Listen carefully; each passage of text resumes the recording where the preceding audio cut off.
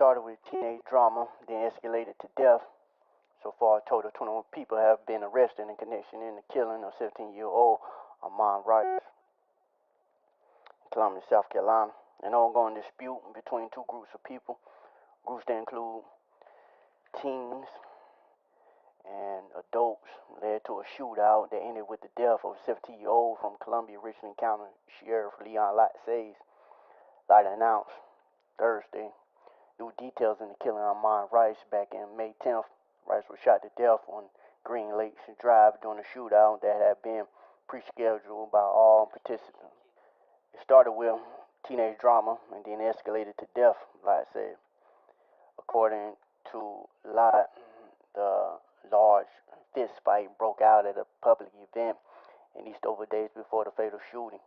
He said it was between Team A and Team B, as he dubbed team and was mostly teenagers.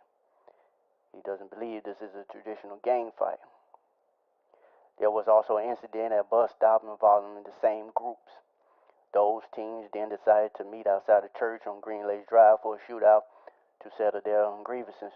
Like I said, social media posts showed that the people who showed up to the event knew it would involve firearms and went anyway. Then a gunfire erupted. Rice was one of those with a gun, but a lot is not clear. He fired his weapon. A total of 7 guns were involved and 58 bullets were fired. Investigators have determined surveillance video from the church showed Rice got shot in a melee that led up to it. Rice died. Another teen was hit by the gunfire but survived. We're lucky, Lott said. We're very lucky we didn't have multiple people dead. That's a lot of rounds by a lot of people.